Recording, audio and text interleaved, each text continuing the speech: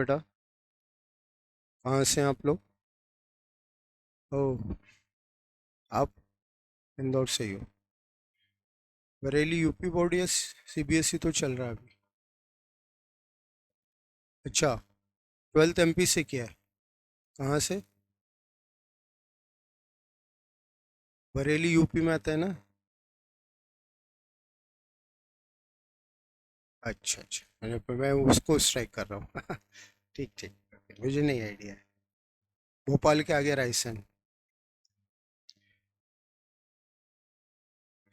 चलिए बेटा, good good morning online students. मैं सेल्फ रंजन मित्तल। मैं आपको अकाउंट सब्जेक्ट पढ़ाता हूँ। सीए फाउंडेशन में टोटल 4 पेपर्स हैं, उसमें अकाउंट्स हमारा फर्स्ट पेपर है। First paper accounts 100% descriptive subject है और 100 मार्क्स का है। सीए फाउंडेशन डिस्क्रिप्टिव कम ऑब्जेक्टिव दोनों को मिलाकर बना है। तो इसमें डिवीजन ऐसा है कि फर्स्ट 2 पेपर डिस्क्रिप्टिव है और लास्ट 2 पेपर्स ऑब्जेक्टिव। पहला पेपर कौन सा है? Accounts. Second, business law. Second paper जो बिजनेस लॉ है वो थियरी सब्जेक्ट है, ठीक है। और ये दोनों 100 मार्क्स के थेरोटिकल आपके डिस्क्रिप्टिव सब्जेक्ट है। फिर थर्ड पेपर आता है मैथमेटिक्स एंड स्टैटिस्टिक्स, ठीक है, वो 100 मार्क्स का एमसीक्यू बेस्ड है। और फोर्थ इकोनॉमिक्स, वो भी 100 मार्क्स का एमसीक्यू। ऐसे पूरा सिस्टम डिजाइन, ठीक। हम अकाउंट्स की बात करेंगे।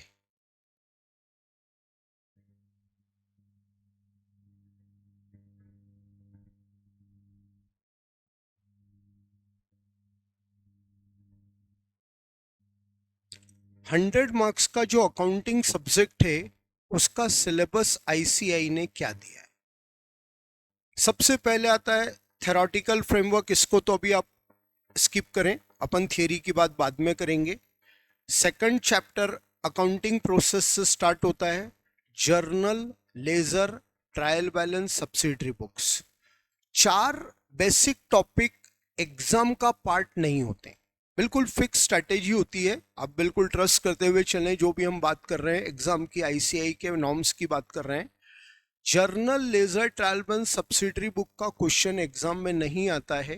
ये टॉपिक यहाँ से इसलिए रखे गए हैं कि 2 साल पहले 11th में हमने ये चैप्टर्स पढ़े हैं, एक रिवीजन हो जाए, ब्रशअप हो जाए। और दूसरा, कोई नॉन कॉमर्स स्टूडेंट अगर कॉमर्स स्ट्रीम में आया है तो उसको इनका नॉलेज मिल जाए। डन। तो ये 4 टॉपिक हम एक एक क्वेश्चन के थ्रू कंप्लीट करते हैं। ये हमारे मेन सिलेबस का पार्ट नहीं है, ठीक। इसके बाद आता है रेक्टिफिकेशन ऑफ एरर्स। ये सब मेन सिलेबस का पार्ट है। बैंक रिकॉन्सिलाइजेशन स्टेटमेंट, ये दोनों टॉपिक किस क्लास में पढ़े हैं आपने? Rectification of error, bank reconciliation statement, ये 11 के टॉपिक्स हैं, ठीक। फिर इसके बाद इन्वेंट्री, एक नया टॉपिक आता है जो आपने पहले कभी नहीं पढ़ा है।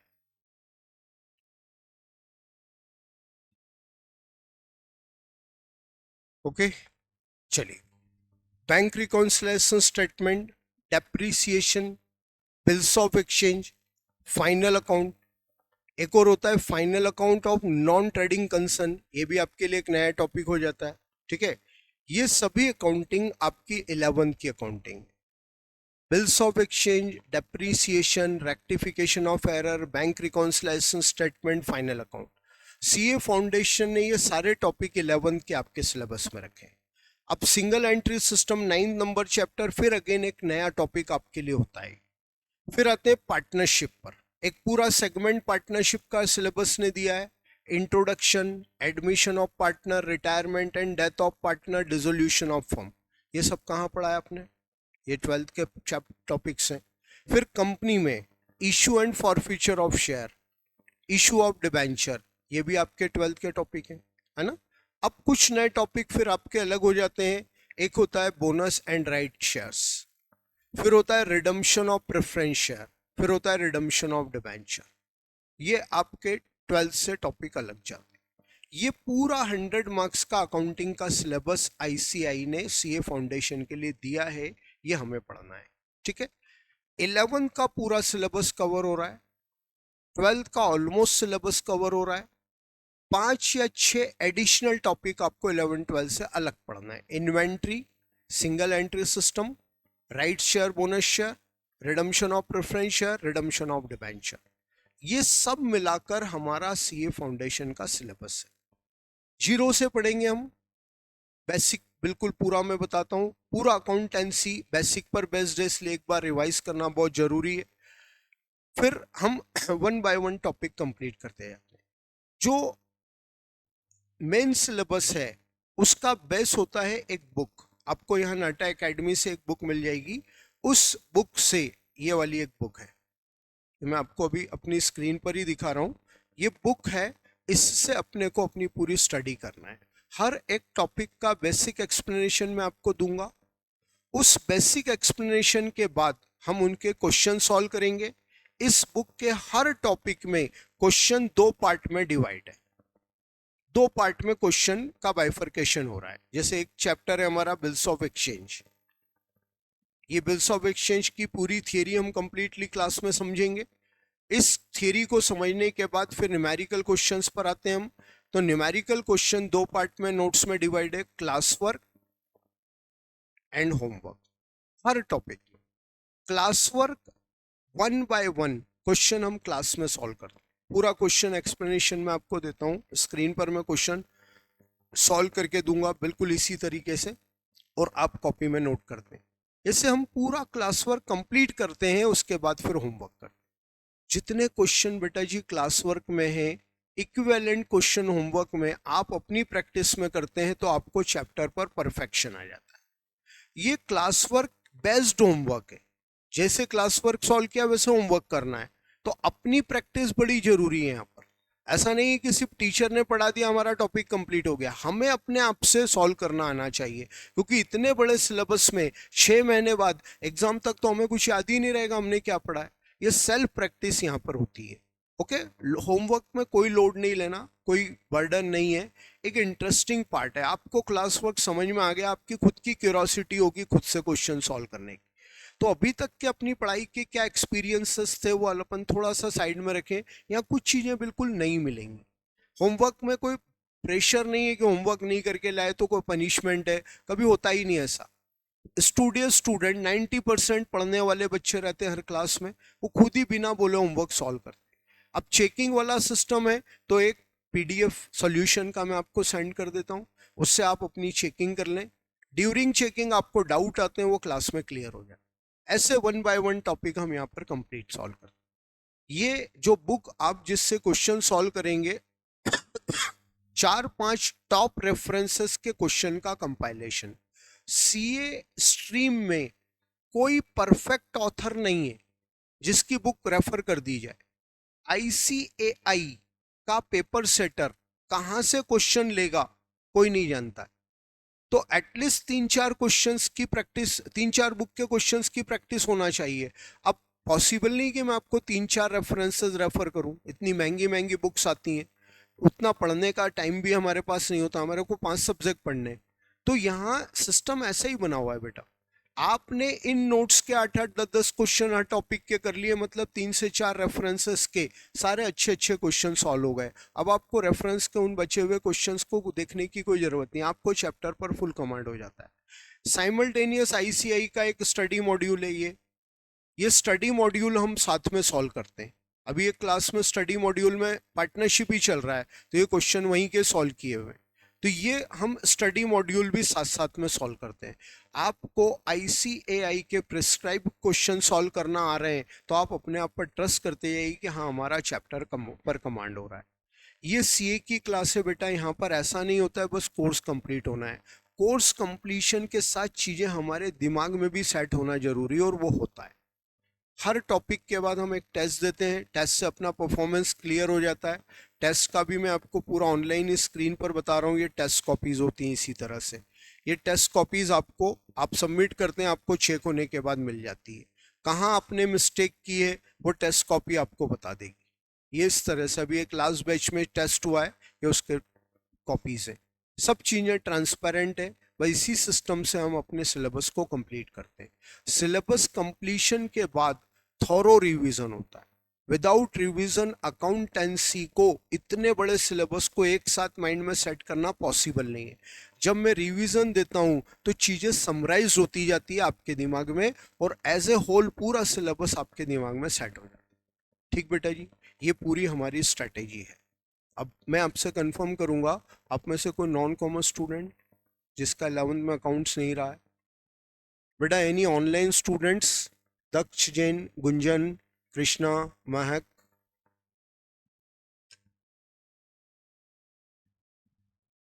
नितिका सेन, सौम्या? ओके, तो मैं होप कर रहा हूँ इस क्लास में सभी कॉमर्स स्टूडेंट्स हैं। तो अब अपन अपने अकाउंटिंग को स्टार्ट करेंगे बेटा जी। एक डेफिनेशन हम नोट करेंगे जिससे हम ये समझेंगे अकाउंटिंग क्या होता है और क्यों होता है। तो एक टाइटल लगाइए, मीनिंग ऑफ अकाउंटिंग। देखिए बेटा, आप लोगों के लिए डेमो क्लासेस होती है, हमारे लिए रेगुलर टीचिंग यहाँ से स्टार्ट हो जाती है। डेमो इस सेंस में कि कोई भी स्टूडेंट ट्राई करना चाहता है, हाँ भाई ट्राई कर ले, ठीक है। तो ये अपनी रेगुलर पढ़ाई यहाँ से अपन स्टार्ट कर रहे हैं। तो पहला एक डेफिनेशन नोट करेंगे, meaning of accounting.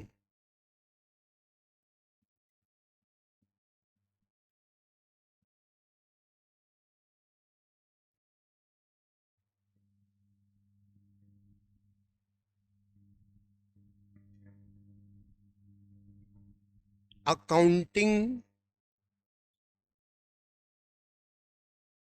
Is an art of recording. Gunjan आप नॉन कॉमर्स हैं, ओके बेटा, बिल्कुल जीरो से स्टार्ट कर रहे हैं, कोई प्रॉब्लम नहीं आएगी आपको। Accounting is an art of recording,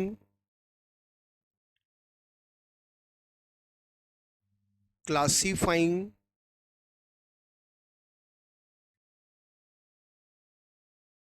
and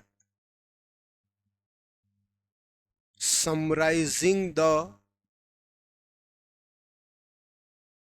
business transactions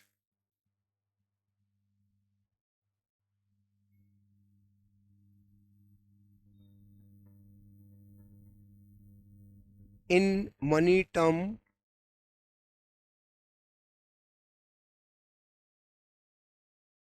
to find the final results of business.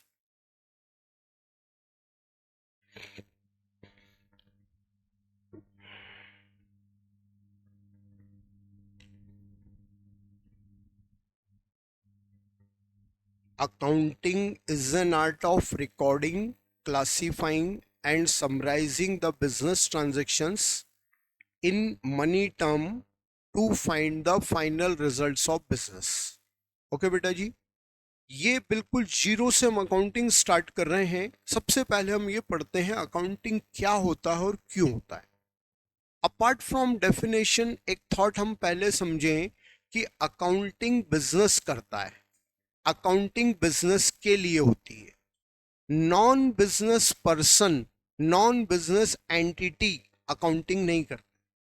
तो अकाउंटिंग से बिजनेस में किया जाता है। तो हमारा सब्जेक्ट जो अकाउंटिंग है उसको कंप्लीट बिजनेस बेस्ड है। हमारी पूरे सब्जेक्ट की लर्निंग नॉलेज बिजनेस बेस्ड है। हम जो भी कुछ बात करेंगे वो बिजनेस की करेंगे। पहला वर्ड आ रहा है इस डेफिनेशन का, बिजनेस ट्रांजेक्शन। क्या क्या बिजनेस ट्रांजेक्शन किसे कहते हैं?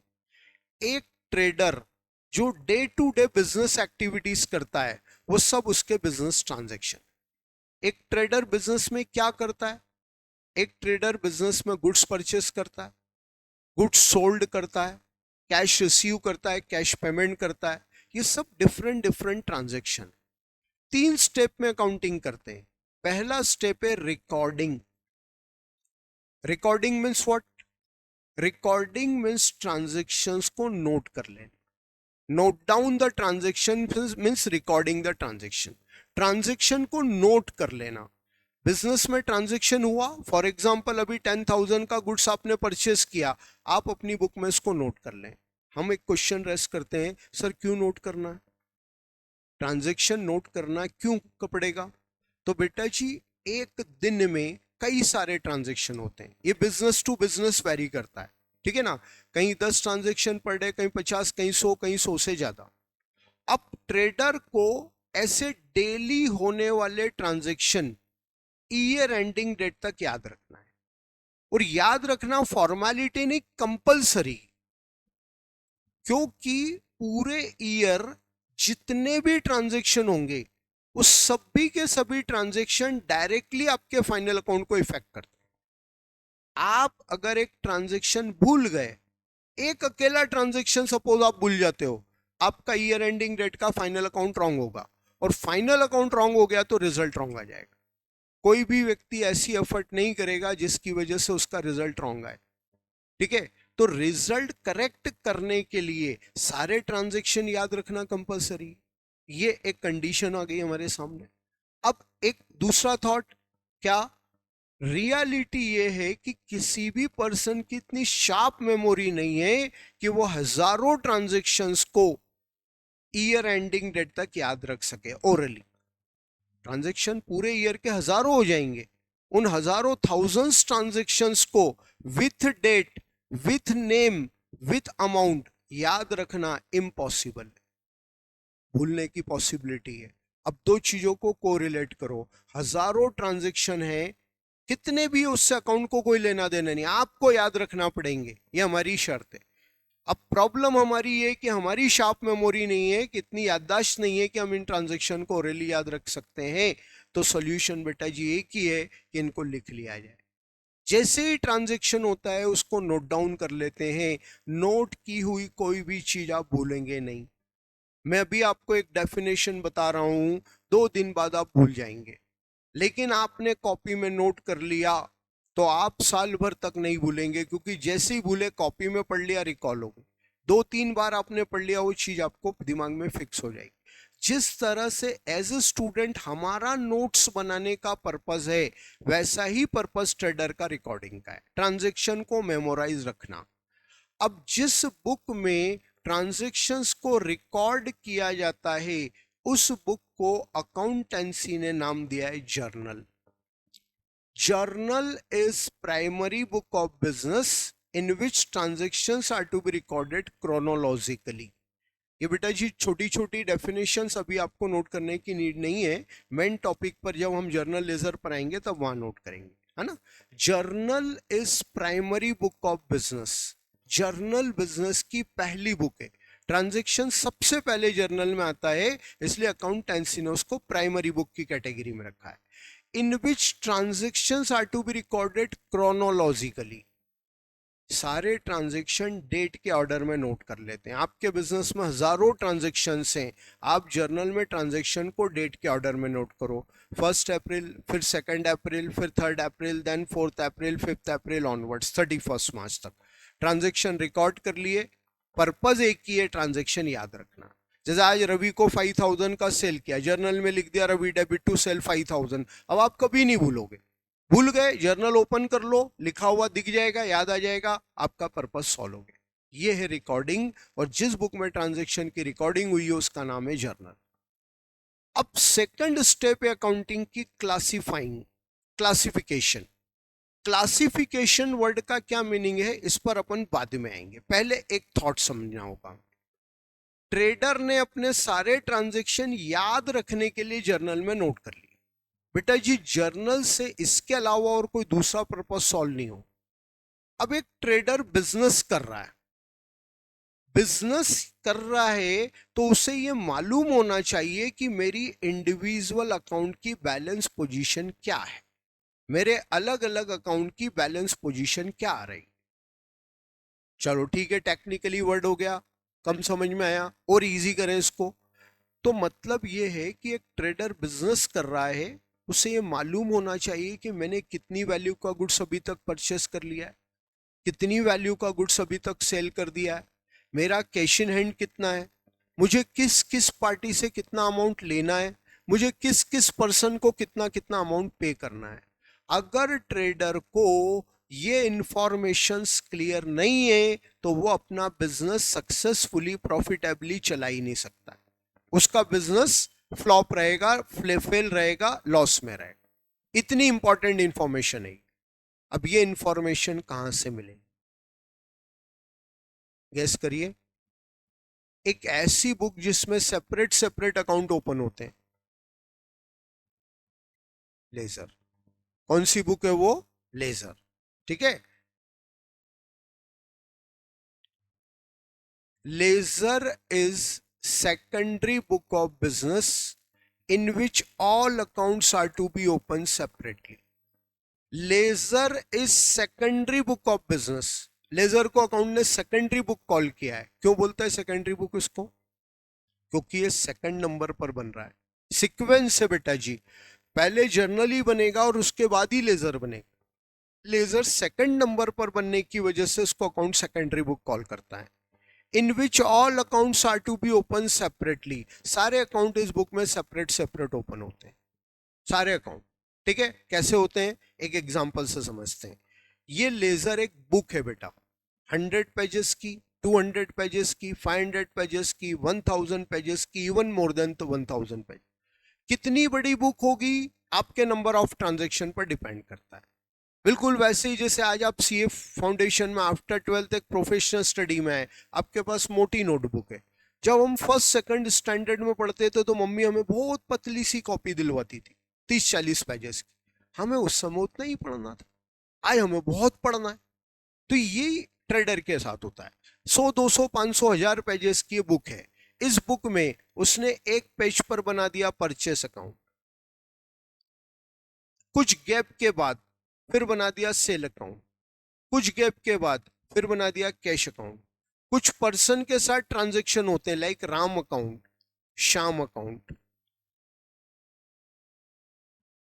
मैं अपनी बात को समझाने के लिए 5 अकाउंट बना रहा हूं या इतने कम टाइम स्पेस गैप में। रियल लाइफ में बहुत बड़े बड़े अकाउंट होते हैं, 5 नहीं 50, 100, 200, 500, 1000 अकाउंट होते हैं। हमारी बात हमें इन 5 अकाउंट में समझ में आ जाएगी। ऐसे सारे अकाउंट इस लेजर में 1 बाय 1 ओपन हो जाते हैं। ठीक है, अब क्या करना है, जर्नल पहली जो बुक है, इस जर्नल के फर्स्ट पेज से लास्ट पेज तक जहां जहां परचेसेस लिखे हैं वो सब परचेसेस परचेस अकाउंट में 1 बाय 1 लिख देते हैं। ध्यान से देखिए क्या हो रहा है। पर जर्नल में परचेस अलग अलग डेट पर हुआ, अलग अलग पेजेस पर लिखा है, वो सारे परचेस एक के बाद एक साथ इस अकाउंट में आ गए। ऐसी जर्नल के फर्स्ट पेज से लास्ट पेज तक जहां जहां अलग अलग पेजेस पर सेल लिखा है वो सब सेल अकाउंट में आ जाएगा। जर्नल के फर्स्ट पेज से लास्ट पेज तक जहां जहां कैश लिखा है वो सब इस कैश अकाउंट में आ जाएगा। राम के ट्रांजैक्शन राम के अकाउंट में आ गए, श्याम के ट्रांजैक्शन श्याम अकाउंट में आ गए, और बाकी के बचे हुए ट्रांजैक्शन आगे अपने अपने अकाउंट में चले जाएंगे। ये सेपरेशन हो रहा है। जर्नल में सारे ट्रांजैक्शन कंबाइन है, डेट के ऑर्डर में एक साथ सारे ट्रांजैक्शन लिखे। लेजर में आपने क्या कर दिया, सेपरेशन कर दिया। परचेस ट्रांजैक्शन को एक जगह लिख दिया, सारे सेल ट्रांजैक्शन एक प्लेस पर लिख दिए। कैश ट्रांजैक्शन कैश अकाउंट में, राम के ट्रांजैक्शन राम अकाउंट में, शाम के ट्रांजैक्शन शाम अकाउंट। बेटा जी इसी एग्जैक्टली इसी प्रोसेस को अकाउंटेंसी ने नाम दिया है क्लासिफिकेशन, क्लासीफाइंग। क्लासिफाई करना मतलब अलग अलग करना। परचेस अलग, सेल अलग, कैश अलग, रेंट अलग, राम अलग, शाम अलग, ऐसे सारे अकाउंट जो अलग कर लेते हैं। ठीक है, अब क्या करते हैं, सारे परचेस परचेस अकाउंट में लिखने के बाद परचेस अकाउंट का बैलेंसिंग कर लेते हैं। Difference between debit and credit अभी अपन आगे डिटेल पढ़ेंगे। सेकंड चैप्टर लेजर, ये साइड डेबिट है, ये साइड क्रेडिट है। डेबिट और क्रेडिट दोनों साइड का डिफरेंस कर लेते हैं, वो बैलेंस आ जाता है। हर अकाउंट एक बैलेंस बताएगा और वही बैलेंस उस अकाउंट की नेट पोजीशन। हर अकाउंट का एक बैलेंस आ जाएगा। ठीक है, जैसे परचेस अकाउंट का बैलेंस आ गया 1,50,000, सपोज कर रहे हैं हम, जो भी आएगा। क्या मीनिंग हुआ इसका? परचेस अकाउंट 1,50,000 बैलेंस बता रहा है, इसका क्या मीनिंग हुआ? 1,50,000 का गुड्स परचेस कर लिया। सेल का बैलेंस आ रहा है 2 लाख, क्या मीनिंग निकल रहा है? 2 लाख का सेल हो गया है। ठीक है ना। कैश का बैलेंस आ रहा है 42,000 रुपीज, मतलब हमारे पास इस समय 42,000 कैश है। ठीक है ना। ये पर्सन है राम और श्याम, अब किसी पर्सन का डेबिट बैलेंस आ गया, सपोज राम का डेबिट बैलेंस आ रहा है 3600, मतलब किसी पर्सन का डेबिट बैलेंस ये बताता है कि उस बंदे से आपको पैसा लेना है। राम का डेबिट बैलेंस 3600 आ रहा है, मतलब इस ट्रेडर को राम से 3600 लेना है। ठीक है, बुक की इंपॉर्टेंस पहला बिजनेस चलाने के लिए होती है, बाद में अकाउंटिंग में होती है।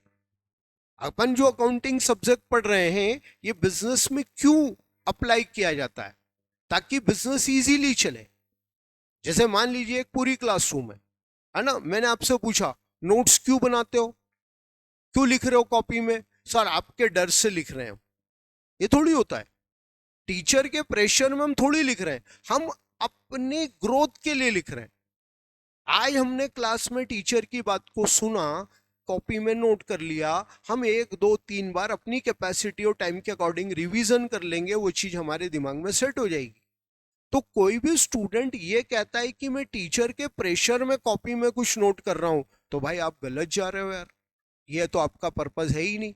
आपका पर्पज है पढ़ाई करना, अपनी ग्रोथ करना, ग्रोथ के लिए नोट्स बहुत इंपॉर्टेंस रखते हैं, इसलिए हम नोट्स बना रहे हैं। ऐसे ही किसी से पूछा जाता है जर्नल क्यों बनाते हैं, लेजर बनाने के लिए। अकाउंटिंग के लिए अकाउंटिंग को नहीं किया जाता है, अकाउंटिंग की जाती है बिजनेस चलाने के लिए। तो एज ए स्टूडेंट आप जो पढ़ाई कर रहे हैं, अकाउंटेंसी सब्जेक्ट जो आप यहाँ स्टार्ट कर रहे हैं, ये बहुत बड़ा सब्जेक्ट है। फाउंडेशन में अकाउंट से, इंटर में अकाउंट से, सीए फाइनल में अकाउंट से, हर लेवल पर अकाउंटिंग। सीए का फुल फॉर्म क्या है? अब आप सोच लो, नाम में ही जुड़ा अकाउंटिंग। चार्टेड अकाउंटेंट जो अकाउंटिंग डील करता है, हमने पूरी लाइफ ही अकाउंटिंग डील करनी। तो बेटा जी हम अपनी अकाउंटेंसी को सिर्फ बुकिश नॉलेज नहीं लेना है। बुकिश नॉलेज का टाइम पीरियड आपकी लाइफ में 3 साल है, और रियल लाइफ में अप्लाई करना है होल लाइफ। रियल लाइफ के अकॉर्डिंग अकाउंटेंसी को पढ़िए, और बिल्कुल विश्वास रखिए पहले दिन से आखिरी दिन तक हर चीज को मैं रियल लाइफ से कनेक्ट करके बताऊंगा, ताकि आपको समझ में आता जाएगा कि अकाउंटेंसी का यूज इस तरह से हो रहा है। तो ट्रेडर इस इन बैलेंसेस को इसलिए फाइंड करता है ताकि बिजनेस चलाना इजी हो जाए। किस वे में इजी हो जाएगा, इसी एग्जांपल की बात करते हैं। राम आया इसकी दुकान पर, राम आकर एक ही पूछी बात कहेगा, मुझे पेमेंट करना है, मेरा बैलेंस बताओ। अब इस ट्रेडर को बैलेंस बताना पड़ेगा। हम बोलेंगे क्या सर राम को नहीं मालूम उसको पेमेंट करना है? नहीं, राम को मालूम है कितना पेमेंट करना है, बट वो बताएगा नहीं। ठीक है ना, हर कस्टमर आपसे आकर पूछेगा कि उसको कितना पेमेंट करना है, आप अपनी लेजर में रिलेटेड कस्टमर का बैलेंस देखकर उसको बता देंगे। अब आपने ये बुक ही नहीं बनाई, ये बुक आपके पास है ही नहीं, तो क्या बताओगे बैलेंस लोगों को? लोगों को बैलेंस नहीं बताओगे तो लोग चीट करके जाएंगे, समझ में आएगा उनको? तो इसको तो मालूम ही नहीं रहता है कुछ भी। जिसको 3600 देना वो आपको 3000 ही देकर जाएगा। मजबूरी आपकी हाँ करना पड़ेगा, क्योंकि आपके पास कोई डेटा नहीं। तो इस बात को समझिए कि अकाउंटिंग को बिजनेस चलाने के लिए पहले किया जाता है, बाद में अगला यूज उसका अकाउंटिंग में फर्दर होता है। ठीक है, ये जो पूरा प्रोसेस है आपको हर एक अकाउंट का बैलेंस बता देता है। अब जैसे ये शाम का क्रेडिट बैलेंस आ रहा है, अब किसी पर्सन का क्रेडिट बैलेंस आया मीन्स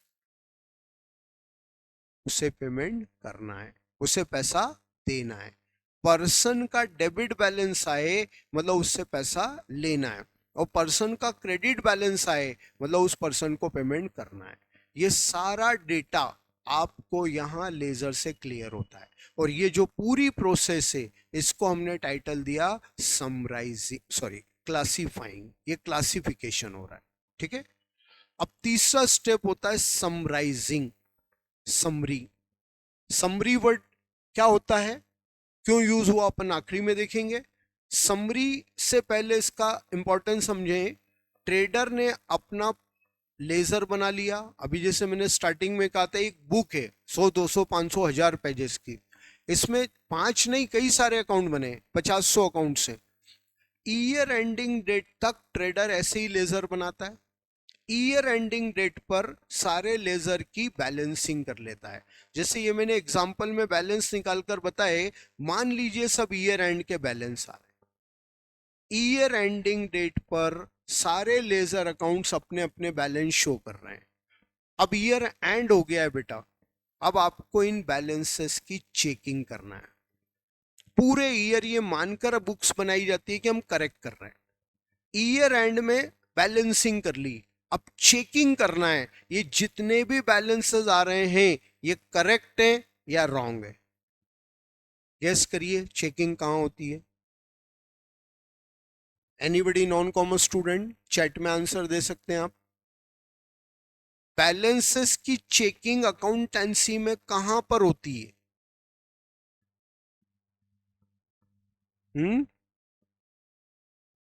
रेक्टिफिकेशन वो बाद में होगा, पहले चेकिंग करना। महक ललवानी आपका आंसर है trial balance.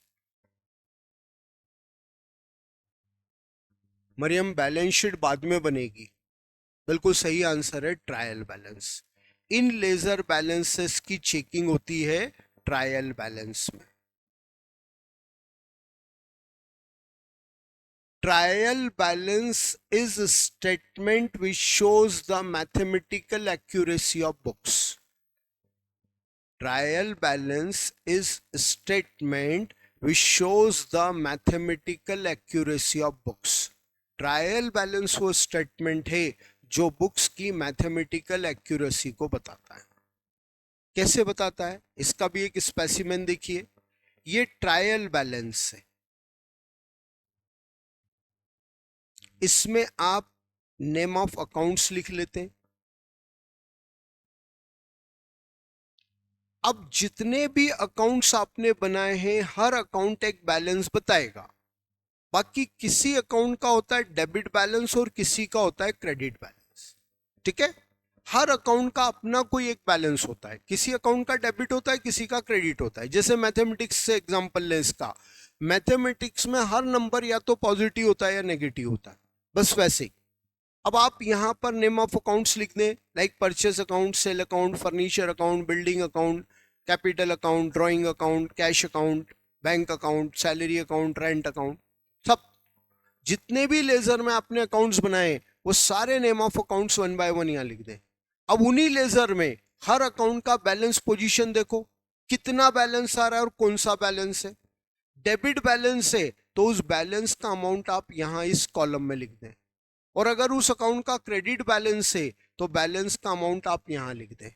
Right, complete debit credit balances लिखने के बाद आप इन सभी डेबिट बैलेंसेस की टोटल लगा लें, ऐसे इन सारे क्रेडिट बैलेंस की टोटल लगा लें। अब अगर ये टोटल मैच कर गई, इक्वल आ गई, क्या प्रूफ होगा? सब करेक्ट है। हमने सभी डेबिट बैलेंस इस साइड लिखे, सभी क्रेडिट बैलेंस इस साइड लिखे और बाद में इसको टोटल कर दिया। अगर ये टोटल मैच कर रही है तो क्या प्रूफ हो जाएगा? हमारी यहां तक की अकाउंटिंग करेक्ट है। और अगर ये टोटल इक्वल नहीं आता है तो क्या प्रूफ हो जाएगा? कोई मिस्टेक है। कौन सा अकाउंट रॉन्ग है वो ट्रायल बैलेंस नहीं बताता है, ट्रायल बैलेंस सिर्फ इतना बताता है कि कहीं कोई मिस्टेक की चेकिंग डिटेल में आप आगे करो। ये है ट्रायल बैलेंस। और बेटा जी ये जो प्रोसेस है इसको अकाउंटेंसी ने टाइटल दिया समराइजिंग। समरी वर्ड से समराइजिंग वर्ड बन रहा है, ठीक है ना। समरी वर्ड कहां पड़ा बोलिए? समरी वर्ड किस सब्जेक्ट में पढ़ा? इंग्लिश लैंग्वेज में समरी वर्ड पढ़ा है। कैसे पढ़ा है याद करो। एक स्टोरी होती है डिटेल 2-3 पेजेस की, वो जब स्टोरी एंड हो जाती थी तो उसको एक पैराग्राफ में लिख देते थे। वो एक पैराग्राफ में जो आता था उसको समरी नाम देते थे। यहाँ पर भी तो वही हो रहा है। ये सारे लेजर बैलेंस जो अभी आपने स्क्रीन पर लिखे कहाँ से लाए हो? लेजर से। और लेजर कितना मोटा है? 100, 200, 500, 1000 पेजेस का, अभी बताया मैंने। अब 100 पेजेस का भी अगर आपका लेजर है तो 100 पेजेस 100 पेजेस के लेजर में जो बैलेंसेस आ रहे हैं वो आपके ट्रायल बैलेंस के सिंगल पेज में कवर हो जाएंगे। कितना भी बड़ा ट्रेडर क्यों ना हो, एक पेज से बड़ा ट्रायल बैलेंस नहीं होता है। 100 पेजेस 1000 पेजेस की समरी एक पेज में आ रही है, इसलिए अकाउंटेंसी ने ट्रायल बैलेंस को टाइटल दिया summary, right. Summarising means trial balance. 3 step हो गई बेटा अब आपके सामने, रिकॉर्डिंग, क्लासिफाइंग, समराइजिंग। बताइए रिकॉर्डिंग कहां पर की है?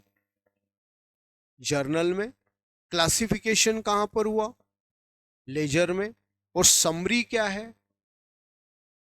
ट्रायल बैलेंस, राइट है। ये 3 स्टेप का पूरा डिस्क्रिप्शन मीनिंग है। अब आगे पढ़िए, डेफिनेशन में क्या लिखा है? पर्पस ऑफ अकाउंटिंग पर आ रहे हैं हम। क्यों करते हैं accounting? To find the final results of business.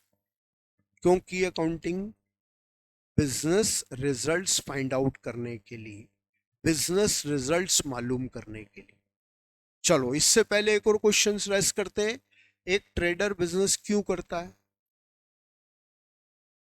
कोई ट्रेडर बिजनेस क्यों करता है? प्रॉफिट कमाने के लिए। हर ट्रेडर का बिजनेस करने का पर्पस प्रॉफिट अर्निंग का होता है। कोई भी बात करे वो अल्टीमेट गोल उसका प्रॉफिट अर्निंग का ही है। अब उसने पूरे 1 साल बिजनेस चलाया तो कितना प्रॉफिट अर्न किया, ये कौन बताएगा? Accountancy, accounting. और अकाउंटिंग का वो पार्ट जो बिजनेस को प्रॉफिट बताएगा उसको हम क्या बोलते हैं? Final accounts. फाइनल अकाउंट्स बनाकर ट्रेडर अपने रिजल्ट्स मालूम करता है। Final accounts are those which are prepared the last date of financial year. कब बनते हैं final account? Last date. India में लास्ट डेट कौन सी है? 31 March. Year ending date business के लिए गवर्नमेंट ने फिक्स कर दी है 31 मार्च। 31 मार्च को ये फाइनल अकाउंट बनते हैं। क्यों बनते हैं? To find the final results of business, business के रिजल्ट्स मालूम करने के लिए, राइट है। मतलब बिजनेस ने कितना प्रॉफिट अर्न किया या कितना लॉस सफर किया, ये आपका फाइनल अकाउंट बता देता है। अब फाइनल अकाउंट रिजल्ट बता देगा और रिजल्ट के साथ कोई भी एक्टिविटी एंड हो जाती है। जैसे आपका अभी आपने 12th की एग्जाम दे दिया, रिजल्ट का वेट कर रहे हैं। अब आपका रिजल्ट आ जाएगा उस दिन, आप अपनी 12th को एंड मान लेंगे। अभी ये आईपीएल टूर्नामेंट चल रहा है, ठीक है ना। अब ये आईपीएल के डेली मैचेस होते हैं।